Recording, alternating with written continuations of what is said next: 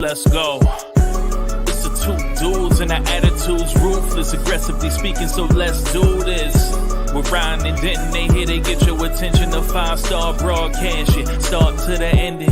Whether it's the E or it's all E, the two dudes with the attitudes that bring the heat. Get the point, yeah, it's on, time to lock in. Listen to the podcast where they get it poppin'.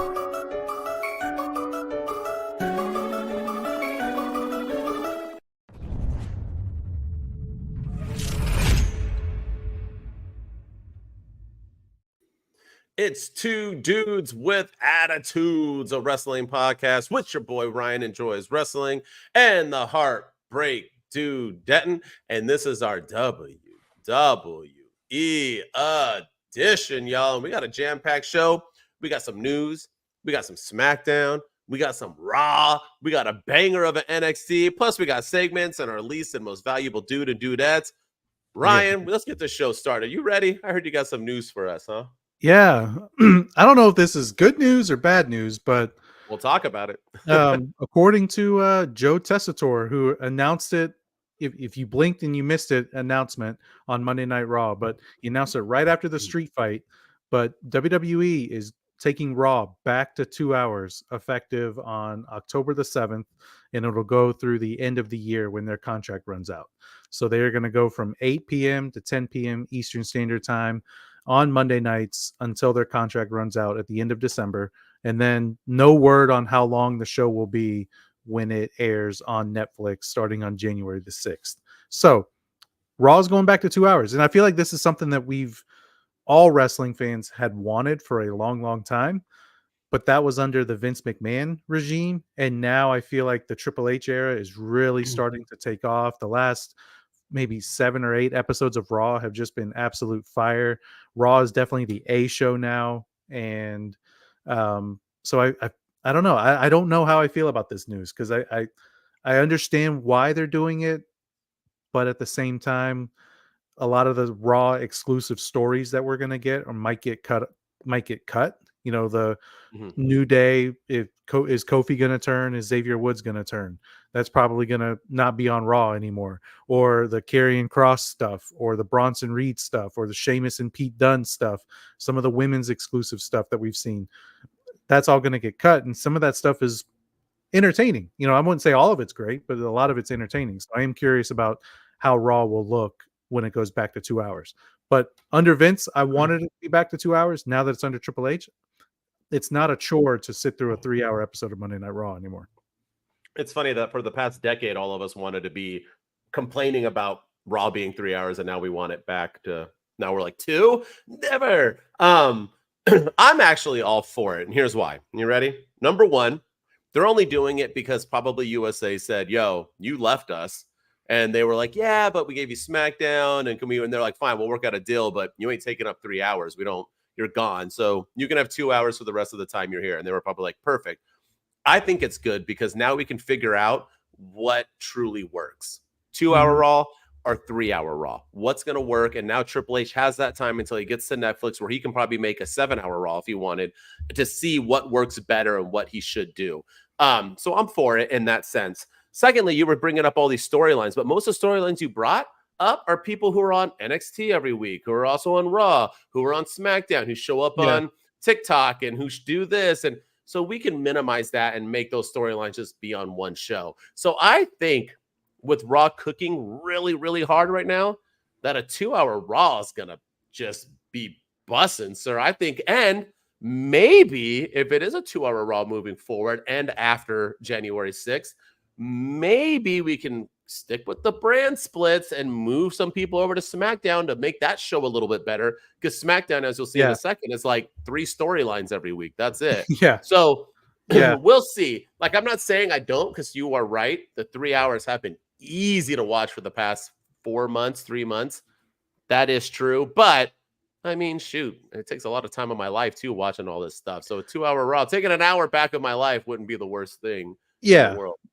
Yeah, but there's also a rumor, and it's just rumor right now, but there's a rumor going around the dirt sheets and the internet sphere that SmackDown, now that it's on USA, might go 3 hours while Raw goes back to 2. So I don't know.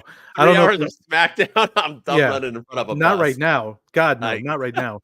But geez, Louise, can you imagine last week's episode of SmackDown being 3 hours long? Oh But my goodness. yeah, there's a rumor that SmackDown might go 3 hours. But I just remember, I remember things like when SmackDown was 2 hours on Fox, and on the road to WrestleMania, we had The Rock do a segment with, I think it was Cody Rhodes, and they were in the ring for an hour. It was like an hour-long segment, and then a bunch of stuff got cut at the end.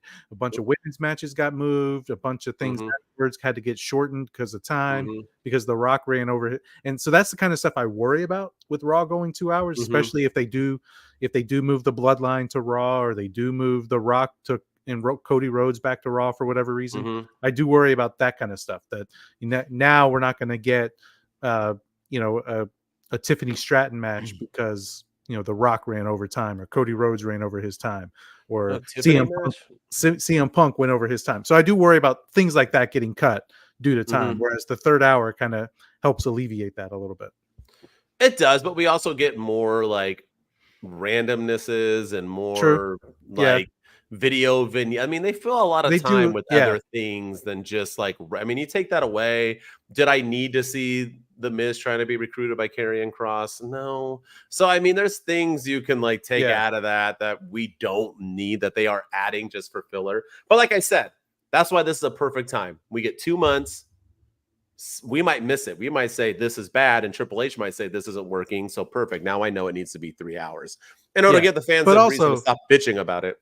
But also, a 3-hour Raw isn't really 3 hours. I mean, that's the thing. Like, it's probably 2 hours and 20 minutes total with commercials. And so you can do that on Netflix without commercials, and it will still feel like a 3-hour show. Because they won't have advertising in between. They might have they might have those Slim Jim commercials. They might have those 30-second, Wegovy ads that show up like on my Peacock or something. We'll get the Cricket mobile app that have Chad Gable and Otis, even though they're no longer a tag team. We'll get the Cricket wireless commercial from time to time. They're still not a tag team. They are still on those. They're like the chair. I'm like, what? They're not even a thing anymore. But other than that, I mean, so I think the commercial breaks will be short. I don't think they'll be anywhere as in depth as the current commercials are. So I think that could help too. So who knows? Who knows what works, what doesn't work? But so I don't know how I feel about this. I really don't. That's what I mean. Time will tell, and I think it's a perfect time. It's right before Mania hits, right before Rumble season. Figure it out, and then Triple H can decide what will work better. So unless he thinks it should be 2 hours, I don't know. We'll see. And then not to beat a dead horse, and I know we got to move on, but I think it'll help with the go home shows of stuff too, because now they'll focus primarily on the upcoming of PLE, the upcoming pay-per-view, as opposed to giving us 2 matches pertaining to the show, and then the rest of it all filler. So I'm all for it in that regard. Yeah, well, we'll see. We'll see how it goes. If it's anything like SmackDown, I'm going to love it. All right, you ready? Let's get into the same SmackDown episode for the 8th week in a row. Cody Rhodes opened the shows, and guess what? The Bloodline interrupts with Solo Sikoa. Cody says Jacob Fatu deserves a title shot, but Solo will get it next week, I guess. I don't know. Bloodline attacks, but DIY and the Street Profits make the save. So Nick Aldis announces an 8-man tag later. So there's 9 people in the ring. I know, that was And who should we take out? The only one that matters. It was a really weird booking. We'll get back into that. Yeah, I was so I kept counting. I was like, wait, is my they kept saying, like, the commentators didn't do any good with that. They're like, the 8-man tonight. I was like, oh, okay, but there's 9 of them. So is Cody in the 8-man? I was like, I literally thought they were gonna leave out like Gargano or someone. I was like, it's got to be one of the like they can't have Cody not in it. Solo's in it, but no, they sure did. Oh gosh. Nia Jax and Tiffany Stratton aren't on the same page. And then Bayley defeats Tiffany Stratton. Bayley's back, ladies and gentlemen. A-Town Down Under will face Kevin Owens later tonight. You heard that correct. A-Town Down Under will face Kevin Owens later tonight. They try to save it by making it a 3-on-1 versus 1 versus 1. But no, this was a handicap match. I'll get to the results soon. Apollo Crews defeats Giovanni Vicci in 3 seconds. This is after Giovanni Vinci opened up the show by getting out of his car, being shown walking with luggage like he was Cody flipping Rhodes. He had an intro to die for, and then he got pinned in 3 seconds. Right after that nonsense, Kevin Owens defeats both Theory and Grayson Waller with pretty much ease. That is former WrestleMania winner tag team champions Grayson Waller and Austin Theory, young up-and-comers who need to be booked properly to save face. Just lost to Kevin Owens together. After, though, they beat him up. Yay. LA Knight's out for a chat. Says the same shit over and over and over again. Carmelo Hayes cuts him off, and then Andrade cuts him off. They bicker, and then LA Knight puts them both in the weakest finisher in the world and lays them out. A-Town Down Under won a tag team match against Kevin Owens next week, so they could lose in style. Mitchin defeats Chelsea Green. And in the main event, the Bloodline defeat DIY and the Street Profits to close the show. And that was the Friday Night SmackDown review and the last ever SmackDown on Fox. And I loved hearing people saying they just did this show because it was the last one on Fox. Man, SmackDown ain't had a good show in a 2-month span. Terrible. But this was atrocious. And this had nothing to do with Fox. This was unbelievably poor booking. I'm sorry. All of it. Yeah. Poor booking. All of it was bad. And yeah, I don't think there was a redeeming quality of SmackDown. LA Knight slander? Yeah, Patrick Anthony, you tell me one thing LA Knight said differently than he normally does in his over. He's like a Will Ospreay match. I know what I'm gonna get. Is that leading to a triple threat between Will Ospreay? Is that leading to a triple threat between LA Knight and Carmelo Hayes and Andrade, or is it leading to another match between Andrade and Carmelo Hayes? Which is, I think that everyone's saying they're going to be doing a best of 7, and they're 2-2 right now. So I don't get it. No, it's leading to a little noogie into let me drop it on the ground afterwards. Let me drop you. Noogie fall, you're out. Yeah, I'm wearing an America shirt now. When did LA Knight become America? Is his name gonna be US Knight soon? It is. He's gonna be MJF Knight. Oh my gosh. Anyway, let's move on. Sorry, Patrick. I didn't mean to upset because you only have one WWE. It is the United States title. So yeah. So that's why he's America all of a sudden? Yeah, I get it. Did you see a shirt? It was him like George Washington on the boat, like sailing across. Like yeah. I was geez, little weasels. All right, continue. What mess do you want to talk about? Let's talk about. It was a hot mess. Let's talk about somebody who never gets talked about, and let's talk about Giovanni Vicci, because you've been hyping this guy up for the last 3 weeks, 3 months or so. You had these video packages. God. It was entertaining. It looks like they were bringing back his NXT character, which was pretty entertaining and pretty fun to watch. Yeah, I enjoyed it. And you show him getting out of the car, like you said, getting out of the car, walking into the arena. He's dressed in style. At first, I was like, "Who is that?" And then I was like, "Oh wait, that's Giovanni Vicci." And then he loses in 3 seconds to Apollo Crews. He can't even get his damn sweatshirt off. He can't even get his sweatshirt off, and Apollo Crews just jumps on him and pins him 1, 2, 3. And I'm like, I mean, this was absolutely dog shit. This was terrible. You were going to try to defend it there. I saw your brain moving. You were like, let me think of why it was good to hit Swerve with a chair in the head. You were thinking it. You were like trying to find a reason. I was thinking maybe this is going to be part of his gimmick. This is going to be part of his character. Kind of like the sad Corbin that we got when Baron Corbin was down on his luck and he couldn't figure out. But even then, I can't defend this. This was terrible. You're trying to build a new character. You're trying to get me to take him seriously. He was already the jobber of Imperium, and now he comes in. He has a new gimmick, a new look. His first match on the show. First match as this new character since he was drafted mysteriously, and he loses in 3 seconds. I mean, you talk about ruining somebody just like that. I feel like he's ruined. There's no rebounding from this. I don't think so, because he was already not over. My favorite part too is that when he got out of his car to do his walk, they were like, "There's Giovanni Vinci, the Italian pride. He's Italian made. This dude is so Italian. He'd swear he was not an Imperium. He's Italian. I tell you, Mario's his favorite game." They had to like really interpret the fact that he was fake German for the beginning of his career. That he's Italian, y'all. Dude, did I tell you he was Italian? Oh, he's coming out. He's Italian. Yeah. But okay, this was like Triple H was like, "Yo, you know what we're gonna call this episode? Burying Young Talent." Let's do that, because we can get into all of it. And this started with him. All of it. I don't get, if you're gonna make him this character, you think like that's gonna work? Him coming in and losing? Because what are you gonna do? Like you said with Baron Corbin, that almost ruined Corbin. You're gonna have him come back then, like afterwards, or did you just develop a jobber? Because if that's what you're doing, then okay, I'm fine. Like if you don't really like him, don't believe in him, you're just he gets paid, so you're gonna put him on TV to job. Then that's fine. Whatever. Then we'll wipe for all this. Exactly. Then just make him a jobber. Don't have him do. Apollo Crews is literally currently in a storyline where he's the loser of his tag team, where him and Baron Corbin are trying to get over, and Apollo Crews loses every match for him, and Baron Corbin's like, "What the heck, man?" Now all of a sudden he's out here beating the new young hype that you've been hyping up for 3 weeks, and then had him do a Cody Rhodes walk-in. I'm surprised he didn't have a dog with him.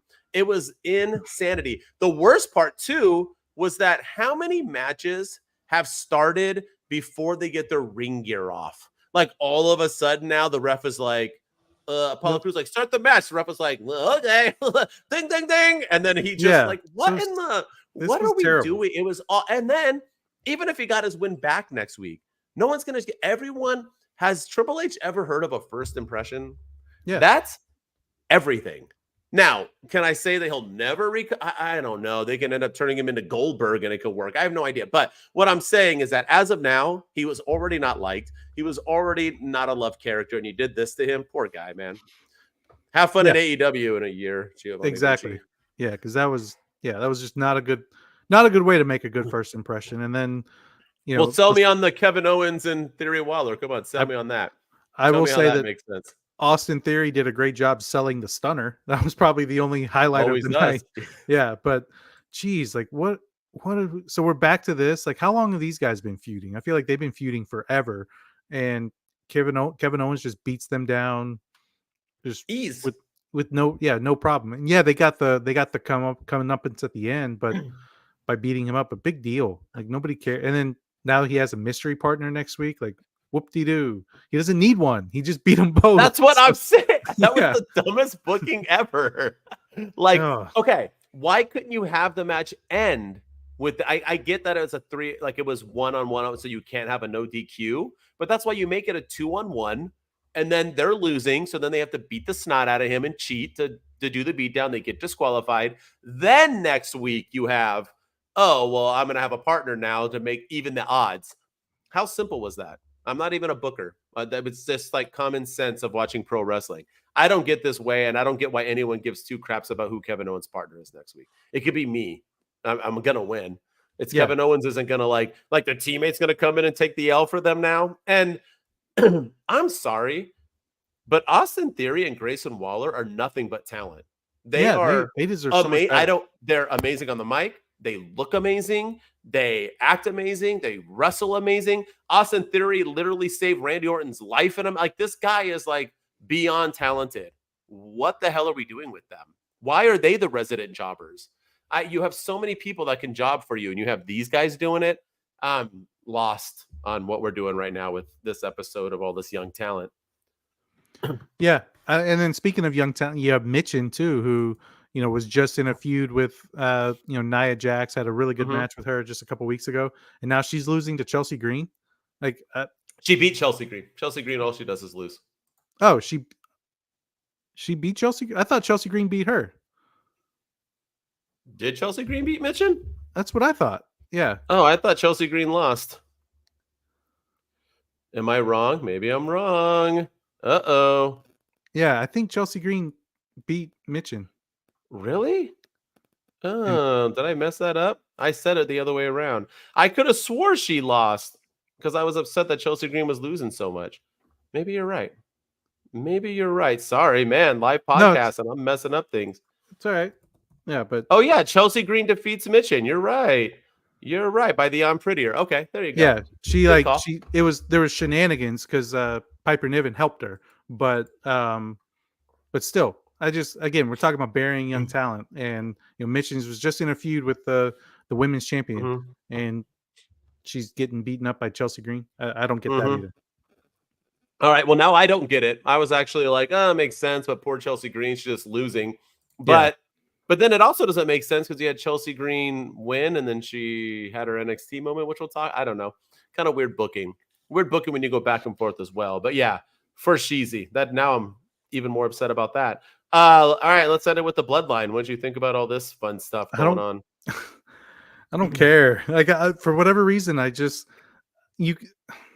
Cody Rhodes and Solo Sikoa. Thank God it's not happening at Bad Blood. I'll say that. But it's happening on this week's episode of SmackDown. On the first one on USA. Big thing there. But yeah, but the outcome. Yeah, Roman's we already gonna know come out, and it's like, how is this gonna build Solo? That's what I'm saying. Yeah, it's not, and that's the thing I'm worried about. And then I didn't understand the whole, hey Jacob, you want the title shot? Like, are you trying to tease dissension amongst them already? And that was the worst part of the episode. I didn't understand that. Yeah, I'm not talking to you. I'm talking to the real tribal chief. I'm like, wait, were you talking to Roman Reigns? Is Roman Reigns here? That's what I was thinking. Yeah, and then it was. That's what I thought he was going to do. I thought he was going to be like, I'm not talking to you. I'm talking to the tribal chief. And that's when I thought Roman's music was going to hit. And I was like, oh, okay. Like Roman's going to come out. We're going to get Cody Roman 3. But no, he talks to Jacob Fatu, and then Jacob doesn't even take it. And it was just, all of it was bad. All of it was bad. He got up angrily to say, I love you, Solo. It was a really weird. And I love you. Yeah. And then after, you got to yell it. I love you. I mean, that's what you do when you get it from behind. But then Cody then is like, it was worth a shot. I'm like, wait, what? It was worth a shot? So are you like, what are we, like you said, aren't we about to get Bloodline versus, are we not doing that then? Is that not? I don't think we're doing that Survivor Series option, then why are you already trying to break up Solo and Jacob? It was the whole episode from beginning to end was from the 8-man tag to Cody not being in it, to Jacob, to like DIY versus the Street Profits. Like, who thought that was like a good idea? And they were just fighting to get number one. It was all a disaster. All of it was a hot mess. I literally didn't like any of this. None of it. Tiffany Stratton lost, and I mean Bayley needed the win, but why do Money in the Bank holders always lose? That doesn't build them up. I don't know. Yeah, it's all just a shit show. This was probably one of the worst episodes of SmackDown I've seen in a long, long time, and there was not really one redeemable quality from this show, and it's sad, but hopefully it gets better now that they're on USA. Hopefully I don't really see how it does unless like Roman Reigns comes out or we get The Rock making an appearance. Roman's 100% gonna appear. Like, I hope so. We cannot get Cody just pinning Solo again. There has to be something. Randy Orton. Can't just have any. I mean, it's just that's when Randy Orton turns heel. He comes out and helps Cody beat Solo, and then he RKO's Cody Rhodes. Unless Randy's KO's partner, I don't know. Yeah, that could be it too. We'll see. But either way, SmackDown's got to get better. SmackDown's got to get better. It does. And we wasted way too much time talking on that nonsense. Let's get into some good stuff because Raw and NXT were fire. I don't know what the heck is going on with SmackDown. All right, you ready? Yes, sir. Monday Night Raw review. The Wyatt Six defeat American Made in a street fight. Starting October 7th, Raw will be 2 hours long. Finn Balor out for a chat. He calls out Priest, who comes out. They will have a match at Bad Blood. The Judgment Day attack Priest, and Rhea tries to make the save, but gets laid out as well. Jey Uso then clears the ring. Braun and Braun have a conversation. Bianca and Jay defend their titles easily against the Unholy Union, so there goes them. LWO and the Judgment Day bicker backstage. Bret Hart talks in the ring, the one and only. And Gunther interrupts. He tells Bret his favorite wrestler of all time is Goldberg. And an actually super funny line. I thought they were going to say HBK, but Goldberg hit. Sami Zayn comes out and he wants his title shot, but Gunther says no again. So Bret calls him like yellow, and then Sami hits him. I don't know. Braun and Pete Dunne this time talk, and Sheamus attacks Pete Dunne from behind. Daddy Dom defeats Dragon Lee. Damage Control challenge for the tag team champs, or they want to challenge the tag team champs. Valkyria, Vega, and Natalia defeat Pure Fusion and Collection. What the hell was the point of that group? Drew McIntyre out to talk CM Punk.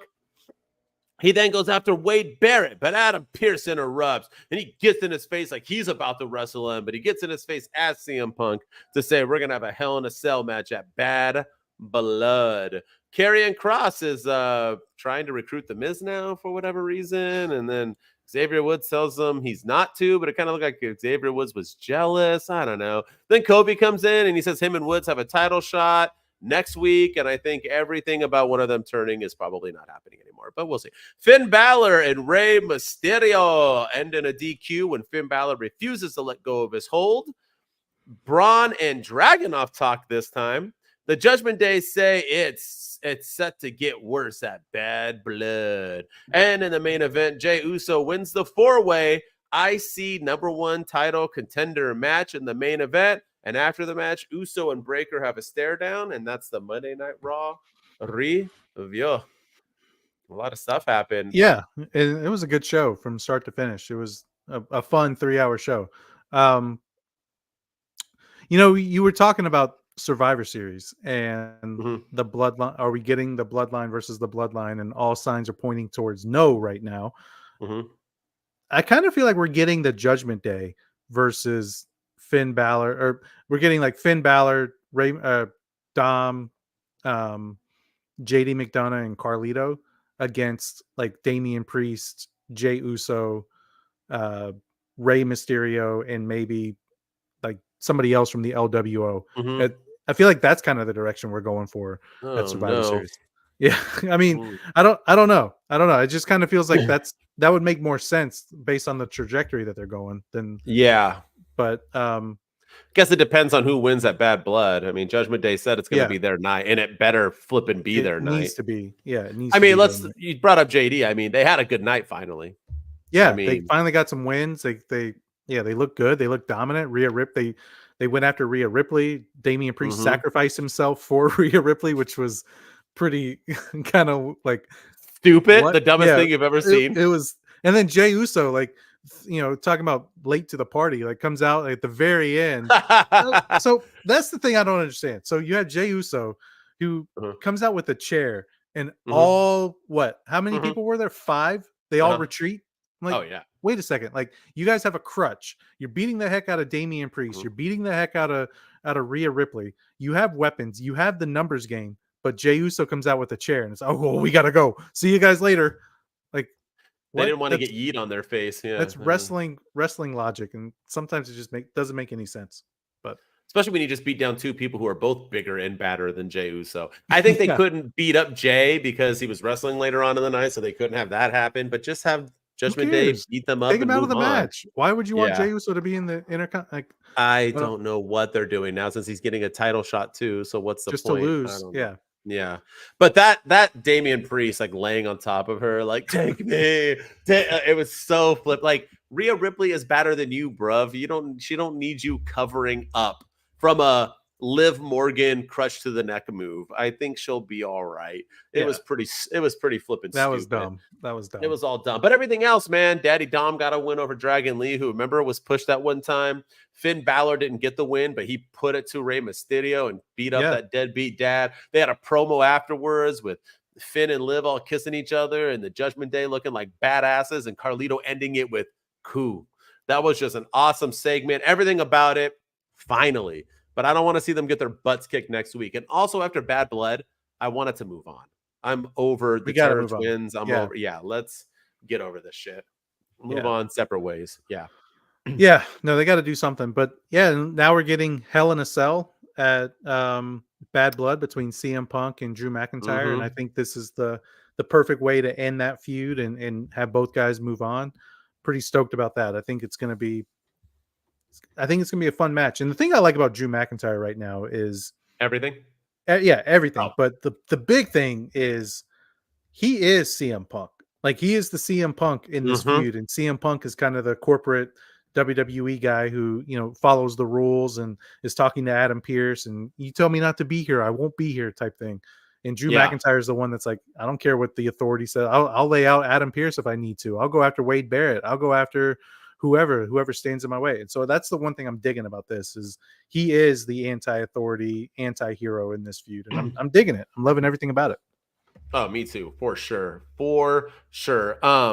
And this is the first time in like 12 years that a Hell in the Cell match is actually having this is why Hell in the Cell was created. Shawn and Undertaker needed a Hell in the Cell. Mankind and Undertaker, the feud was never going to end. It needed to be settled in a cage. These two competitors, whoever gets out is the one who's going to be alive. That's how it is. That's what this match is going to bring. Finally. All of this feud has been, the fact that people are saying Swerve and Hangman, which is a great feud until this past Saturday, is the best feud of the year is just moron.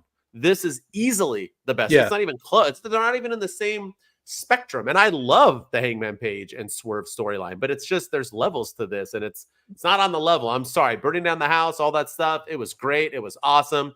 It ain't this. This shit's been going on a lot longer, a lot better. It's just done really well. And this Hell in the Cell, woo! I cannot wait to see CM Punk take a chair shot unprotected. I'm excited. Yeah, no, it's gonna be a good match. And kudos to CM Punk, man. I mean, he's had what, 4 matches since his return to WWE. He had first one is the 30-man battle royal, the Royal Rumble that he got hurt in. His second one is a standard one-on-one match, I guess, with Drew McIntyre. And then he has a strap match, and now he has a Hell in a Cell. So he's going balls to the wall in this final run. So I'm digging it.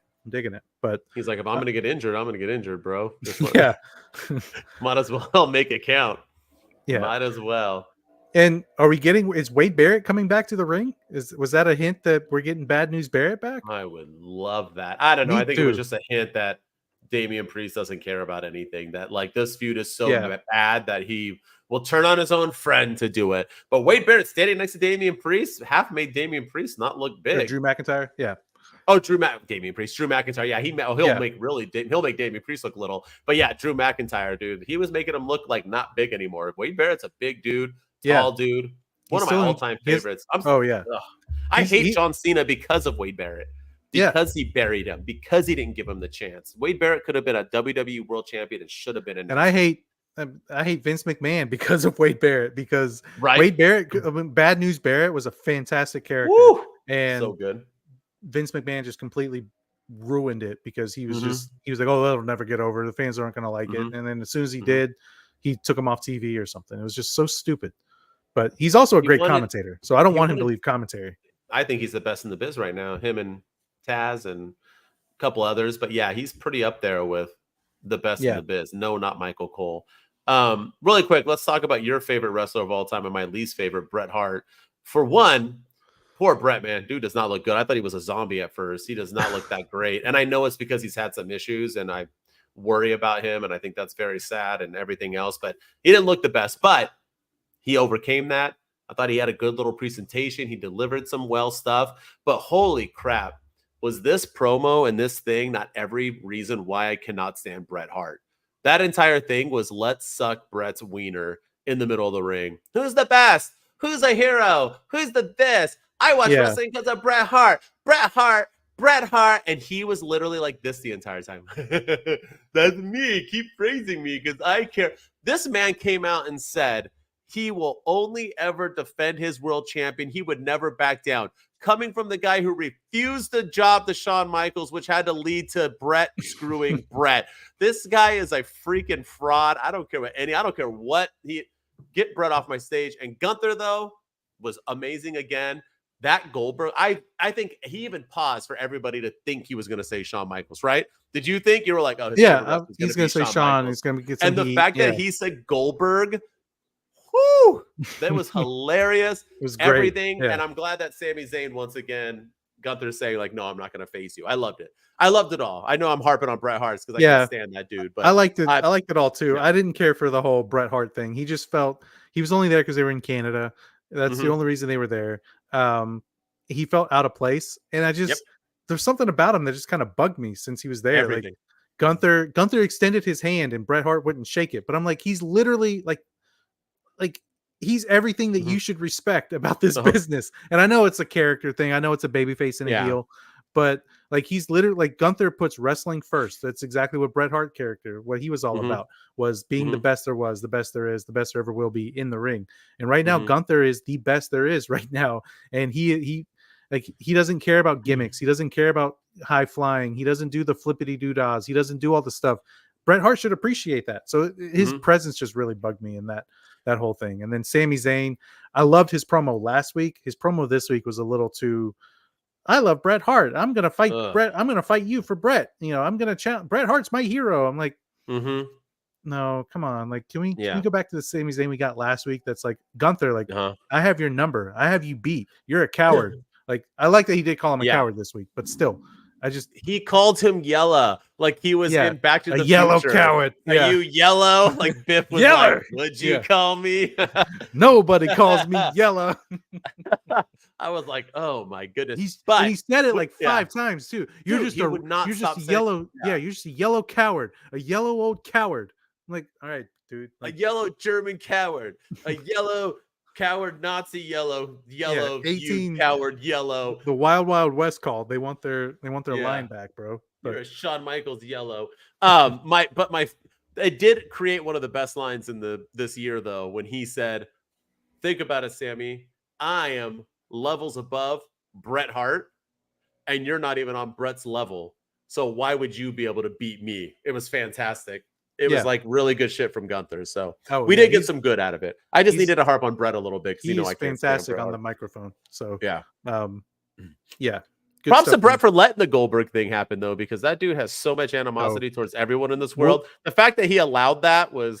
We'll hear about it in 5 years that Triple H made him agree to that, and he wanted it to be Shawn Michaels we'll hear about it in his latest book or something that wasn't agreed upon, and Gunther went into business for himself, and he really is a yellow coward who changed the You'll hear find happiness. He disrespected the business. Find happiness, children. Don't live your life angry. It's not the way you should live. Find happiness, y'all. Find it. All right. What else is that? I think there's just the main event, right? I think White 6. Yeah. What did you think? It was her first real thing. Nikki took her mask off. I was surprised. I thought she took her mask off to reveal, but we didn't see her face.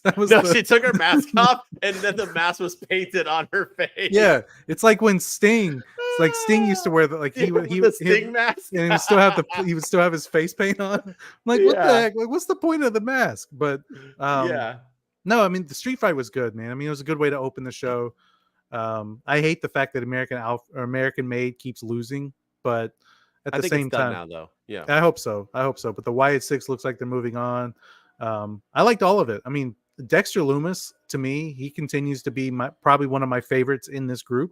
The way that he just slides in the ring and he kind of lurches over the turnbuckle and he just does all kinds of things like Mercy the Buzzard. It's fun to watch, and I think he's probably Joe Gacy. There's nothing else that needs to be said about his in-ring ability. We all know what he can do. And Eric Rowan, man, he got a good pop. So I was happy to see all of it. It was all good stuff.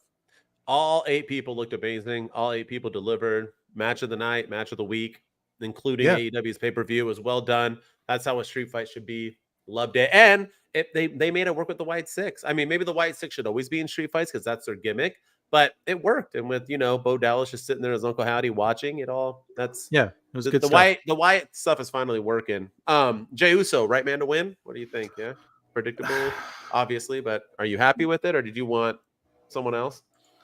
I actually thought for a minute that they were gonna give it to Braun Strowman, because of him wrestling last week. He's banged up, he's hurt, so he's gonna get the courageous. Can't feel his fingers. Yeah, and then and then he got the win last week. He got into the match this week, so I thought for sure they were going to give him, his obstacles weren't going to get any better because he was going to face Braun Breaker now at whenever this time. I don't know how I feel about Jey Uso winning because I think he's the right person to win, but I feel like he's not going to win the IC title, so he's just going to take another loss. Yeah. So I feel like they should have protected him in that regard. But I would have been fine with any of them winning, but Jey Uso. I don't know. I just have a bad feeling he's not going to win. Oh, he's taking that L. They're not taking the belt off Braun Breaker. It's just a matter of how he's going to lose. Is it going to fade him into the bloodline story? Is it going to be Judgment Day? Is it going to be someone's going to caught? But he ain't winning at Bad Blood. 0% chance. Yeah. Yeah. All right. And I don't know how I feel about that. Me neither, because I agree. Once again, I think he's more talented than what his Yeet character is. I think his Yeet character is stupid. I also think Cody Rhodes' character right now is stupid, but it doesn't mean I don't agree that it works. I still think Cody should be winning, just like I think Jey Uso should be winning. Just because I don't get it doesn't mean I don't know that it's working. It works, man. Like, have him win. Have him do something. And again, can we... I know I say this every week, but can we keep him away from Rhea Ripley? I don't want them being, like last week when he was staring down Braun Breaker, he's like, I get to talk to Rhea again, though. I get to see my Rhea.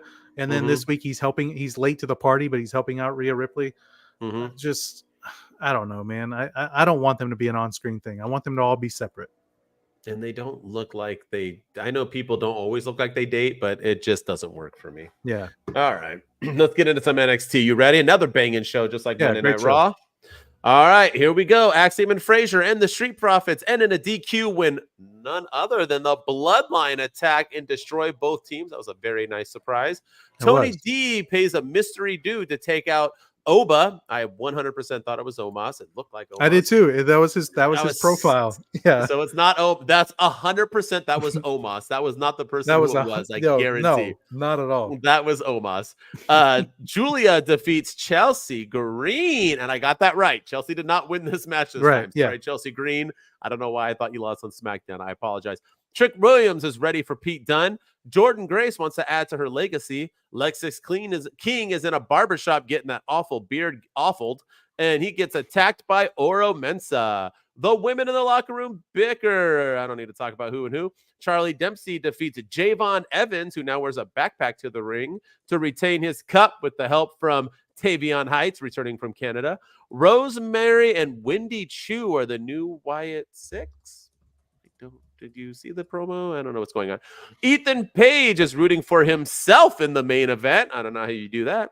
Oba Femi defeats Hammerstone, not Omos. It was Hammerstone from TNA in a pretty good banger of a match. Hank and Tank want Gallows and Anderson. Jada Parker is looking for Fatal Influence. She's been walking around with a bat like she's Sting for the past hour. Ridge Holland, dressed like he's still in Chase U, defeats Duke Hudson. After the match, Ridge gives Duke a beatdown while Thea Hale acts like Duke is being murdered. It was way too much for me. Pete Dunne says he'll win tonight and win the NXT title after. Miz TV is on NXT on the CW next week. Is anybody in NXT going to be on that NXT show? I'm just asking. All right, we'll get back. Yeah, I think it's just going to be WWE people. Wes Lee challenges Zachary Wentz to a street fight at NXT Chicago, baby.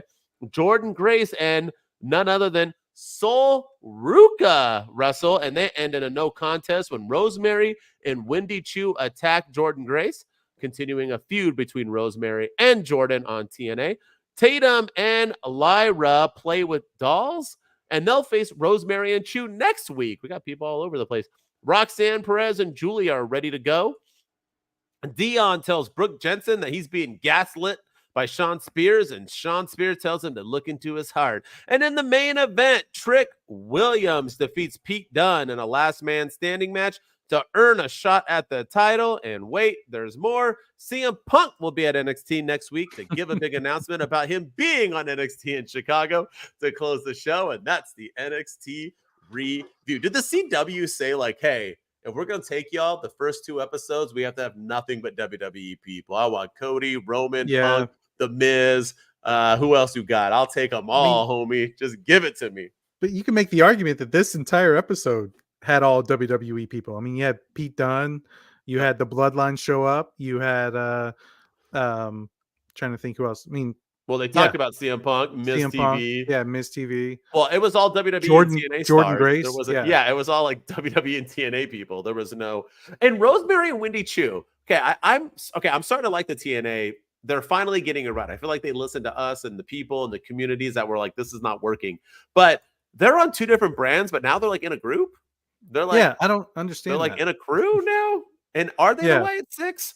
Or do they bling on it? I think they're supposed to be an AEW because they're very horror movie, and I heard AEW is a horror movie now. So The it's a AEW horror show. Yeah. horror show. Yeah, right. I cannot wait for season 3 of the AEW horror show.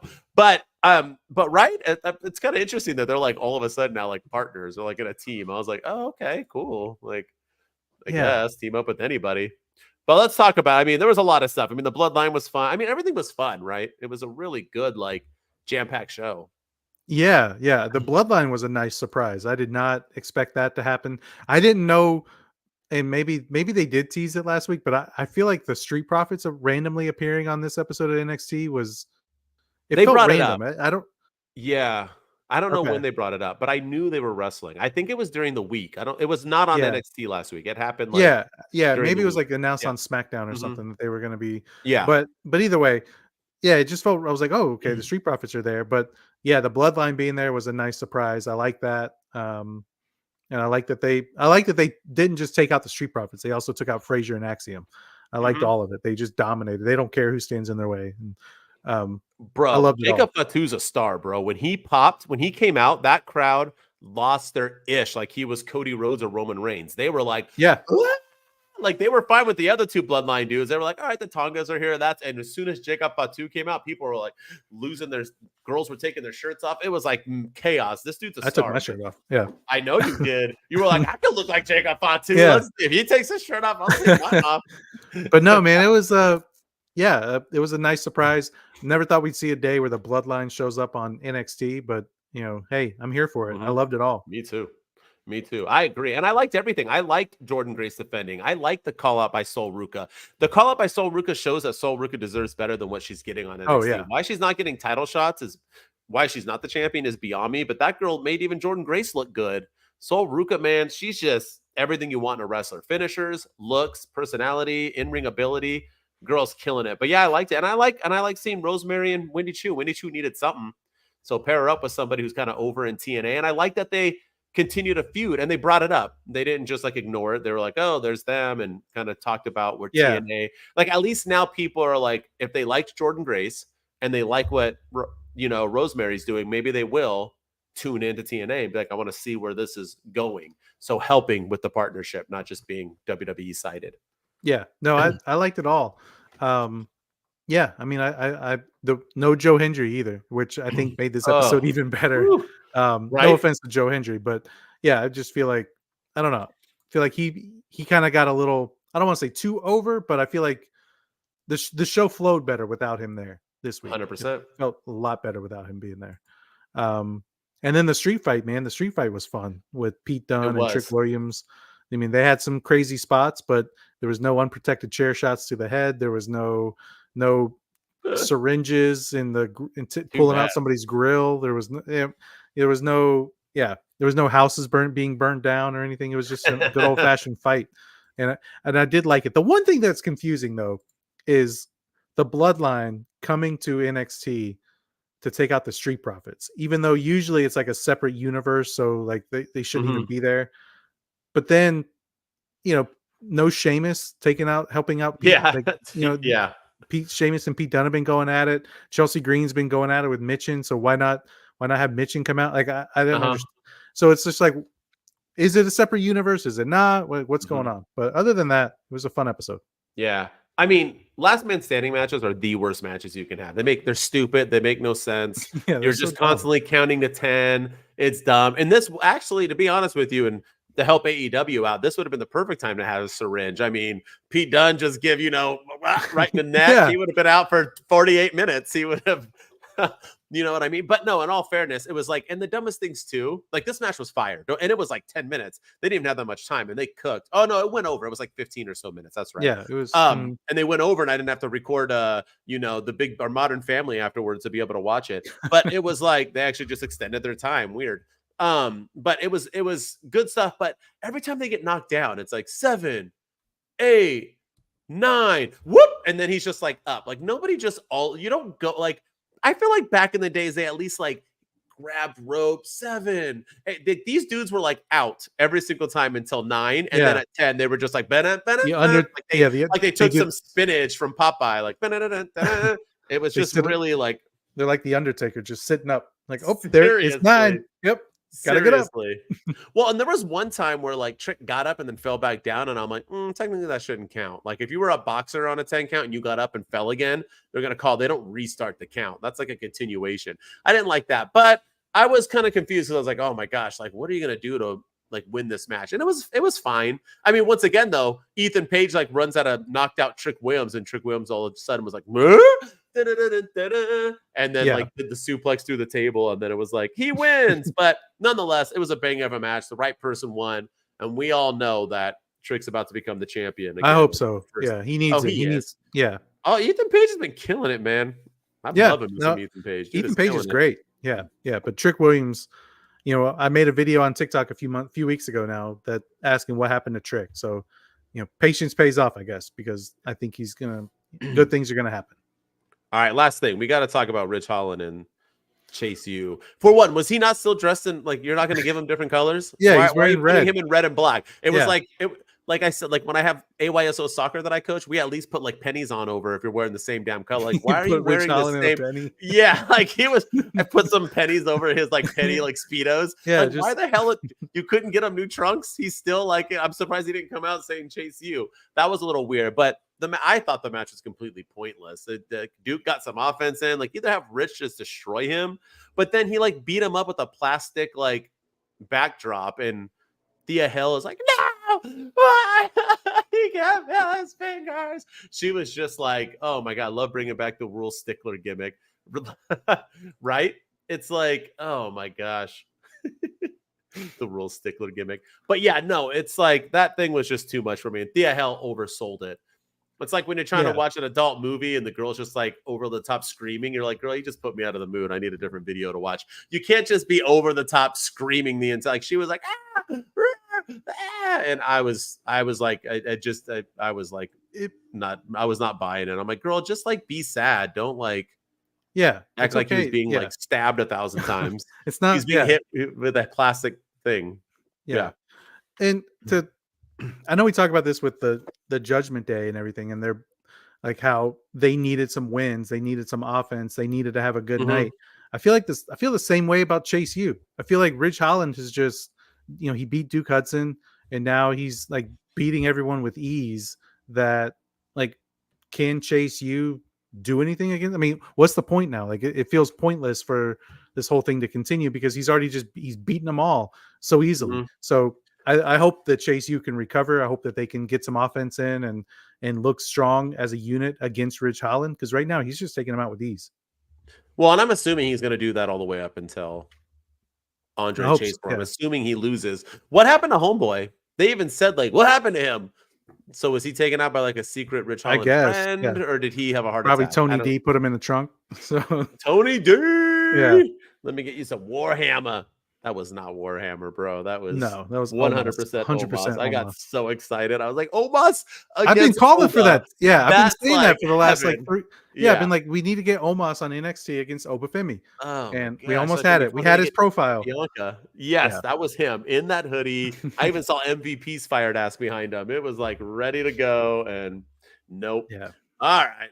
That's our WWE Week In review, friends. And I think we're going to have a jam-packed episode next week because we got the premiere of SmackDown on USA. So we're going to get The Rock. We're going to get Roman. We're going to get somebody. And we're going to have a good Raw. Another follow-up on NXT because that's not the NXT yet. We have, I think, we have 2 more weeks. Right? Yeah. But we're going to build. So I'm excited for it. Looking forward to it. And now it is our segment time. We don't have a song, right? No song. All right. So we are doing one we haven't done in a while, and it's Would You Rather, where we're going to give each other 2 different scenarios or maybe 3, and we got to choose which one we would rather have happen. WWE versions, of course, because it's our WWE episode. As always, Ryan enjoys wrestling so much that he always gets to start. What do you got? All right. Let's see. All right, I'll give you a serious one, then I'll end it with a fun one. Hey. So I know you're probably going to say neither to these, but if you have to choose one, you got to choose one. Or plastic bag. Yeah. Grill or unprotected chair shot. But all right, CM Punk or John Cena. Who would you rather see dethrone Gunther and become world heavyweight champion? No, that's a good one. I wouldn't say neither. Man, actually, that's I don't want to see either one of them do it, but I'm gonna go CM Punk. Believe it or not, I'm gonna say CM Punk because I don't think John Cena needs it to win. I think we can give that to somebody else in the future. I don't think we need to see CM Punk hold the record. Or sorry, John Cena. And I kind of think CM Punk should. I mean, if you're gonna bring in a young vet or an old vet, right, and you're gonna bring him in to hype you up, and I think they need to do the same thing like they did in AEW. He deserves to have the title. If you're here and you're promoting him, and he's gonna be your biggest star, you should give him come a out damn with belt. he should come out with the real AEW champion in the backpack should again. should he do that after? I mean, you could do that if he like beats Drew. I don't, but yeah, I can see him beating Gunther, and I think that'd be a fantastic match, and I think fans would be into it, and I'm all for it. Yeah, I say CM Punk. I don't want to see John. I want to see John Cena win the IC title and then do and end his run as the IC champion. I don't want to see him win another world championship. That I'm not a big John Cena fan, but he at least deserves to be a freaking Grand Slam champion, crying out loud. So yeah, let the man have his IC championship. Yeah, no, I completely agree. I think John Cena, I know a lot of people want to see him break that record and go for 17, but not at the expense of Gunther. I think CM Punk makes more sense because CM Punk's there full time. So CM Punk he'll be there all regularly. He'll defend the title regularly. He'll I think at the end of the day he'll help elevate Gunther, and maybe Gunther can get the rematch and beat him then. Whereas John Cena just he'll win the belt, and then because he's only there for what 35 dates, I think they said. So he'll win the belt, disappear for a few months. We won't see him, and everyone will complain that John Cena's he's Roman Reigns, and Roman Reigns. We just got through a championship reign where Roman Reigns barely defended the title. So I don't really want to see John Cena do it. I think CM Punk makes more sense. All right, you ready? Yes, sir. Would you rather Finn Balor finally become a world heavyweight champion again, or Daddy Dom finally hold any WWE singles title, IC, US? What would you rather have? Finn be the world champ or Daddy Dom be a secondary champion? I'm gonna go Daddy Dom. I think Dominic deserves, Finn. I feel like the window has closed on Finn winning any sort of world title in the I feel like he can be a main eventer without the belt. I don't know. I feel like he's fine without but I think Dom would bring such attention to the Intercontinental title. He would bring such heat to the US title. Give him the North American Championship again and let him have a year-long reign with that on NXT and the heat he would get there. That's the stuff I want to see. I think he would, and I think it would help elevate him. It would make him, not that he needs any improvement in the ring, but I think, it would help him with his character. It'll help him with his ring work. He'll defend it regularly. So yeah, I want to see Dominic completely win a secondary title. I truly think both of these are going to happen, but if I had to pick one, I would just say Daddy Dom is one. I'd like to see Daddy Dom beat Braun eventually, Braun Breaker, because I like Chicken Shit Hills defeating over the top powerful baby faces. You know what I mean? I don't care what they do. They can, they can take like a little buzzer thing and put it in his chest. You know what I mean? Goldberg style. You can do whatever you want. But either way, I would love to see Daddy Dom hold that IC championship. I think it would look so good on him rocking that shit. Maybe bring back the old one. And Liv having the women's and they're both champions. That's what we need. That's what I wanted with him and Rhea, and they did it a little bit, but it was an NXT title. I want to see it with the WWE championship and not have to worry about him not being able to defend it every week. We know he's going to defend it. Yeah. All right. And I love Finn. I think Finn would be a great champ, but I think I'd rather see Dom. He deserves to do it one more time. He does. Yeah, he deserves completely agree. Just like Sami Zayn deserves to have a run as well. All right. What's your last one? Let's hear it. All right. Let's see. I got a couple of fun ones here. Let's see. Which one do I want to do? Okay. Would you rather have the Iron Survivor Challenge come to the main roster, or Money in the Bank go back to WrestleMania? Oh, I want Money in the Bank to go back to WrestleMania. Yeah, I like the Iron Survivor Challenge. Yes, but Money in the Bank needs to stop. Money in the Bank pay-per-view is so stupid. I think we need to get rid of all gimmicky pay-per-views. I think it needs to go back to the olden days where they were like random names and this and that. Yeah. Or, you know what I mean? Whatever it was. Or we can even do UFC style, and it could be Rhodes versus Priest one. You know, it could be WWE, whatever. I don't care what they do. I don't like Elimination Chamber and Money in the Bank and Hell in the Cell, and we need to get rid of all of them. Royal Rumble's the only one that's allowed. But yeah, I loved Money in the Bank at Mania. I think it made it better. And now that you have 2 nights, you have the women open up the first night, the men open up the second night. I think it's pure genius. And it always makes you think and wonder, are they going to cash in? You know what I mean? Because you can have whatever Money in the Banks on each one. You have that World Championship defended the same night, or the, you know, whatever you want to do. I just feel like it's just so much fun. I miss Money in the Bank at Mania. Yeah, for sure. That one's tough because I love the Iron Survivor Challenge, and I think It's really good. It's a really unique idea that they came up with in NXT, and I think it's inevitable that it's coming to the main roster, just like War Games came to the main roster, and when it was an NXT thing. So, but right now, I think I'm with you. I'd rather see Money in the Bank go back to WrestleMania, just because, yeah, like it's a pointless pay-per-view. Get rid of all the gimmicky pay-per-views, and yeah, have a night 1 women's match, night 2 men's match. Who's going to cash in? You know, it adds a little bit more intrigue to the show. Yeah. All right. Last one. You ready? Yes, sir. All right. So would you rather, with everything going on in WWE right now, with Chelsea Green wrestling every night, with, you know, Lyra Valkyria on TV everywhere, with Pete Dunne wrestling and the title eliminator matches on every night he can possibly, I'm surprised he hasn't popped up on AEW, and with Raw going to, he probably will, with Raw going to Netflix, what would you rather have? The WWE continue with this fake brand split, or the WWE to just acknowledge they have moved on from it and wrestlers will just appear on a brand if they want to, and vice versa? What would you rather have moving forward, coming up in this new year with Netflix and everything? I would rather them do away with the brand split altogether. You know, and acknowledge that wrestlers can show up on any brand that they want whenever they want.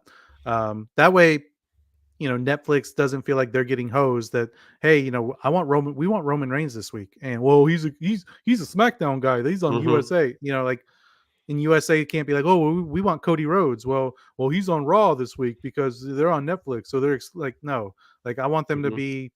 I don't want there to be brand exclusivity, and I think I mean, you're doing joint pay-per-views anyway, so like unless you're going to go back to like specifically sticking to the brand and doing brand specific pay-per-views or PLEs, where it's like a SmackDown PLE and a Raw PLE where you can build more stuff and have more entertainment that way, then just do away with it in general. I basically fully agree with you. I think it makes me wonder, because Netflix is supposed to be the non-PG show, that they will officially do like a brand split, so that way they don't have all people bouncing from PG to non-PG. I don't think that's actually going to happen. I think Netflix will just not bleep out F words and stuff, and holy shit chants. But I think they need to do away with the brand split. You can say that Cody Rhodes is on SmackDown, and this, I think the only reason why they do it is to have belts on multiple brands, so that way they can have 2 different belts. But they're not doing a brand split. People are on people are just, I think it's more confusing now than it's ever been. And I would rather see a non-brand split and have them announce it and just keep people on one show. Like, especially if you're moving Raw to 2 hours, you can't just have the same people on every show. You need to put more time into the wrestlers who are on that brand, building those stories and working on it, than having them just seeing Pete Dunne every week, lose every single WWE event I watched this week. It does nothing for me. Yeah. So I say end with the brand split, but like try to keep it level. Just if you don't say the brand split, people aren't going to care when Pete Dunne arrives on NXT. It's not going to be as like, yeah. All right. All right. That was our segment. Now it's time for our favorite segment of the week, and it's we give our honors of the least valuable dude or dudette and the most valuable dude or dudette for the week of pro WWE wrestling. We always start off with the LVD. Dude. I got this. Who sells dude? Who sells dude? That was such a good part. I love that. Yeah. All right. It was Jimmy too. Jimmy's so talented. I know. He is, man. When is he gonna come? Maybe this Friday. All right. LVD. Who you got? Who's your LVD? Oh man. the week. It could be I've got a 100 whole, of them. yeah, I've got a whole list of them over here. Uh-huh. But so I've done Pete Dunne before, so I'm gonna cross him off. Oh, So I'm gonna do, you know what? I'm gonna go the Pure Fusion Collective. dude. You brought this female faction in to Mm-hmm. be essentially the next Damage Control in WWE and to be probably even more dominant than Damage Control. I mean, you have Shayna Baszler and Zoe Stark and Sonya Deville, who, I mean, all three of those women are menaces on their own, and now you bring them together, and it's just like they're supposed to be dominant, and here they are, just every week losing. Makes no sense. I don't understand it.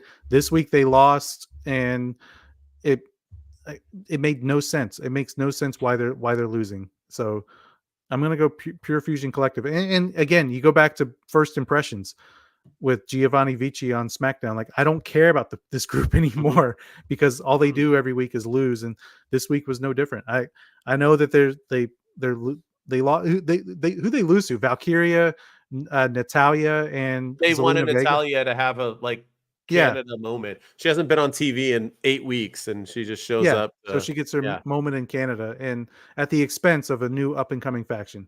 So it makes no sense, and the name is absolutely terrible too. Pure Fusion Collective. So yeah, sounds I like agree. a smoothie. Yeah, they sound like a smoothie. Yeah, and once again, and then they lose every week, and then they go backstage and they walk around acting like they're badass.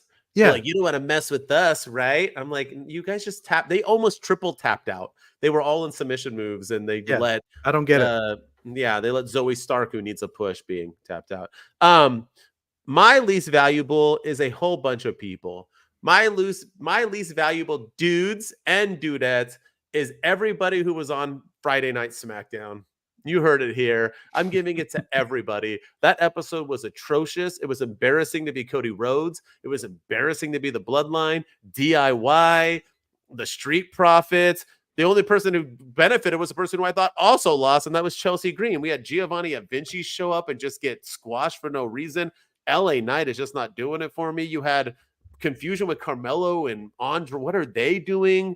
The 8-man tag, that was a 9-man tag. It was just a Grayson Waller and Austin Theory once again just being buried for no. It was a hot mess.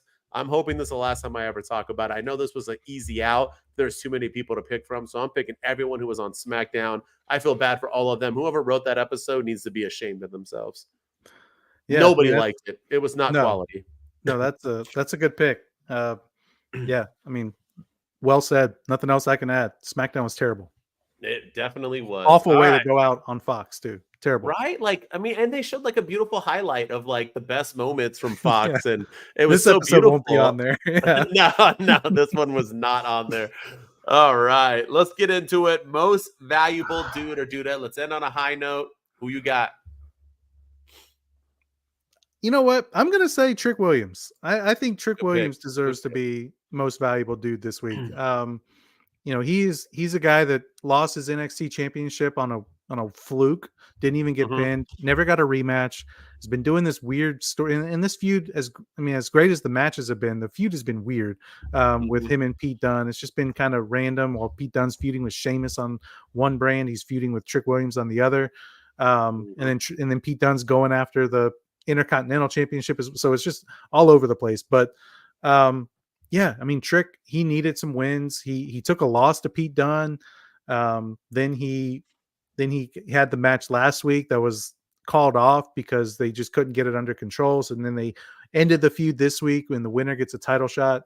So I'm beginning to think this is hopefully the start of the new Whoop That era in NXT, and he gets his belt back. They never should have took the belt off of him in the first place, but I think that, I'm going to say Trick Williams, man. I think he deserves it, and he had a hell of a match. I mean, that street fight was fun, or the last man standing match rather was fun. Yeah. It really was. Yeah, great pick. He deserves that, and even though he does deserve the title again, I do think Ethan Page has done a phenomenal job. So 100%. Props to him. Props to him. All right, mine. I know I've picked these people before. I got to do it again because I never know when they're going to lose their steam or be broken up. Got to give it to the Judgment Day. I was going to say that, but I had a feeling you were. Yeah, it's probably their best week, right? I think so. I mean, there was no, even Carlito didn't take an L. They got the comeuppance. They beat them up every time. They won their matches. They had a great segment. They put a dent into what they're trying to do on the Terra Twins. I loved it. This is how they can continue. If they are booked like this on a regular, this faction could be one of the best factions of all time. This new Judgment Day 3.0 can be killing it. Loved it. Looking forward to see what they do after Bad Blood. But this was a very good week for them. Winners, in my opinion. Yeah, I mean, solid pick. They deserve all of the praise that they got, and we wanted a reason to care. Why, after Damian Priest and Rhea Ripley beat them at Bash in Berlin, and then they dominated them the next week on Raw, or the next night on Raw, we were like, why should we care about this feud anymore? And I think now we have a reason to care. We have Rhea and Liv at Bad Blood. We have Finn and Damian Priest at Bad Blood. And Judgment Day is getting their wins back and getting offense in and looking good. So we have a reason to care again. And so, yeah, kudos to the Judgment Day, and just keep it going. I feel like we say this all the time with the Judgment Day, but keep the momentum going. Stop. Don't have them lose next week. Yeah, I agree. We need a Daddy Dom feud. He needs a feud with someone. That dude never feuds with anybody. He needs a feud with somebody. Let's get that. He's got going. Dragon Lee. He had that for a second, but he just whooped that ass, so he don't need to do that anymore. But yes, sir. He's got his deadbeat dad. Well, we'll see what happens with that too. I think he'll beat him at Mania. All right, or he deserves to. That was it. That was our WWE edition of the week. It was a good week, and like I said, next week should be a banger. Check us out in a couple days. We are going to do our AEW edition, which won't be as nice as this one. We'll see how Dynamite does. Maybe they'll recover, but hopefully we'll get into that. I don't even need to talk about it. But if you are a WWE and an AEW fan, tune into that. We appreciate it. As always, thank you for tuning in, for liking, for watching, for everything you all do to help us get bigger. If you're just looking out for me here and there because you want both of it, HBD Denton on all social media outlets. I'll be posting TikToks and Instagrams and so on and so on. So if you like just hearing my voice or seeing this beautiful face, you can check me out there. And as always, I am with my brother from another mother. At Ryan Enjoys Wrestling. Go hit me up on all the social media platforms as well. Go follow us on TikTok at 2 Dudes with Attitudes. Follow us on X at 2 Dudes PC. We're doing live podcasts again. So if you're watching us on YouTube, don't forget to hit that subscribe button. If you're watching us on Twitch, we appreciate that as well. Go hit that follow button. And yeah, if you're listening to us on audio, Spotify, Apple, you name it. Thank you for all the love and support. Leave us a 5-star rating and review, and tell everyone who your favorite 2 dudes are, and let us become the most known wrestling podcast out there instead of the best unknown wrestling podcast out there. So I agree. Appreciate all the love and support. 2 Dudes Wolfpack, we out. 2 dudes with attitudes, let's go. It's the 2 dudes and our attitudes, ruthless, aggressively speaking, so let's do this. We're Ryan and Denton, they here to get your attention. A 5-star broadcast, start to the ending. Whether it's the E or it's all E, the 2 dudes with the attitudes will bring the heat. Get the point, yeah, it's on, time to lock in. Listen to the podcast where they get it poppin'.